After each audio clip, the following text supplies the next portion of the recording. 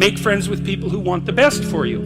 I had friends who wanted the best for me and friends who didn't. And, they were friends who, some of them were aiming up and some of them were aiming down. And if you have a friend that's aiming down and you do something that's aiming up, then they're generally not that happy about it. They try to top your accomplishment with one of their own, hypothetical or real, or put down what you're doing, or offer you a cigarette if you're trying to quit and you've kind of done that successfully, or a drink if you've been drinking too much and are trying to stop being an alcoholic, Or, they're cynical and bitter and devoted towards no good. And sometimes that's family members too. And sometimes it's even part of you, But like you have an ethical responsibility to take care of yourself, you have an ethical responsibility to surround yourself with people who have the courage and faith and wisdom to wish you well when you've done something good, and to stop you when you're doing something destructive. And if your friends aren't like that, then they're not your friends. And maintaining your friendships with them might not even be in their interest. Be careful about whom you share good news with. And in other words, be careful about whom you share bad news with. A friend is someone you can share good news with, You go to them and you say, hey, look, this good thing happened to me. And they say, look, I'm so happy that happened to you. Like, way to be. And they don't think, God damn it, why didn't that happen to me? And you didn't deserve it. Here's a bunch of reasons you're stupid and why it won't work. It's like, that's not helpful. Carl Rogers, who's a psychotherapist, he had this idea that what he would manifest towards his clients in therapy was unconditional positive regard. And I've always had trouble with that because you don't treat your children, for example, with unconditional positive regard. You mean, There's so always no conditions. matter what someone says, you're saying, that's a good idea? Yeah, that's why it's tricky. Well, what he didn't articulate it, I think, as well as he might have. What you want to do is, for your child, is that you want the best for the best in them. That's what you want. And that's what you want from people that you surround yourself with. Now, they'll hold you to a high standard if that's the case, right? Because whenever you degenerate in any of the multiple ways that you're likely to degenerate, they're going to whack you on the back of the head and say, clue the hell in. You're demeaning yourself. You're less than you could be. And there's real judgment in that, and it's harsh. But with friends, it's the same thing. You want friends. They're not friends if they're not these people. You want friends who, when something good happens to you, that's good for you, right?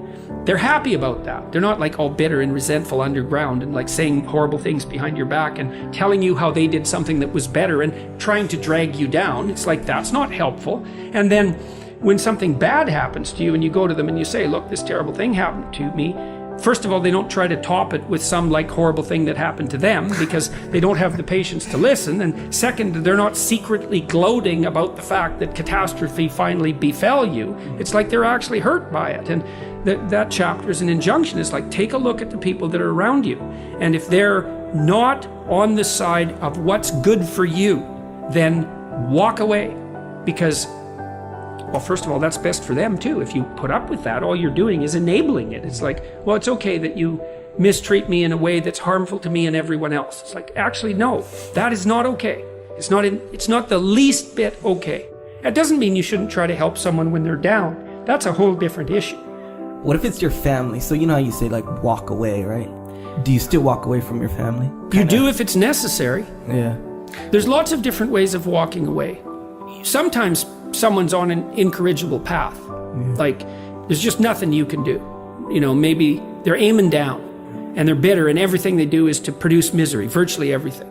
And you have to detach yourself from that. It's I always think about it from the perspective of a lifeguard. So if you're training to be a lifeguard, one of the things that you're trained to do is to approach someone who's drowning and panicking. And the way you approach them is you put your foot out between you and them and you push forward with your hands with your foot out. And you basically tell them if they're flailing about, you say, look, I'm here to help, but you have to calm down. And then if they cling to you, in panic, you push them away. You think, well, that's pretty damn cruel because what if they drown? It's yeah, what if you both drown? That's not helpful. You're there to rescue them. They take you down. You're both dead. It's fail, right? It's well, it's the same with someone in your family. It's if they're on a downward path and you've done your best, you've made your efforts, and they're not paying attention. They're not changing. They say, yeah, well, I'll quit doing this. Yeah, I'll quit doing this. They tell you the same story over and over and over. It's a downhill path. You don't trust it. At some point, first of all, you stop offering your words, if you're offering words of wisdom to someone in the genuine attempt to help and they treat that with contempt, then shut up, because you're demeaning your words by throwing them away. You think, well, how do you help someone who's aiming down? Well, sometimes you help them by walking away and saying, look, you're aiming down so hard, despite the fact you're my brother, man. It's like, this is killing me.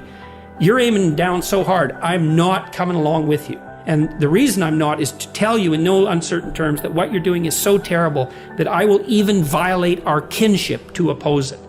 And maybe it'll take them 10 years to wake up to that, And so that can be the case because, people often have to be hit so many times before they'll learn. You see that especially if someone's addicted or otherwise pursuing a pathway that's like seriously downhill. So why should I think that you're actually trying to change? You tell me the story that you use to justify your own idiocy to yourself. And then you tell it to me and you demand that because I'm compassionate, I accept it and therefore validate your excuse.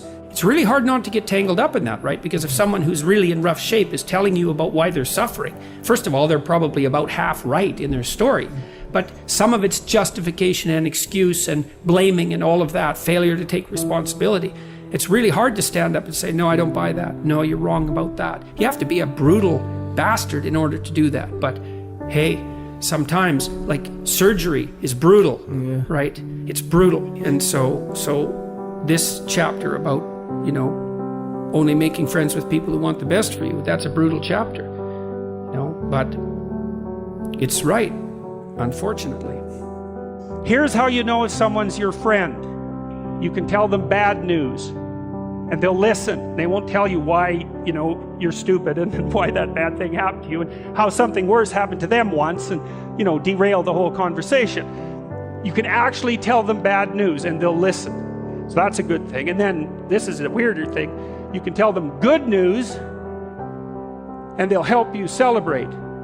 And that's a really good way of deciding who you should have around you. Because if you have someone around you, something good happens to you and you're kind of afraid to even admit it because, God, something good happened to you. You let that be known and it'll certainly be taken away. So, you come out and you sort of tell someone half-heartedly that something good happened to you and they give you a whack and then talk about, the great thing that happened to them 3 years ago, or worse, the great thing that happened to someone that they knew 3 years ago. It's like, go away from that person. They're not helpful to you. You are obligated not to associate with people who are trying to damage the structure of being. Your being, the family being, social being, all of that. It's like, no, wrong, move away.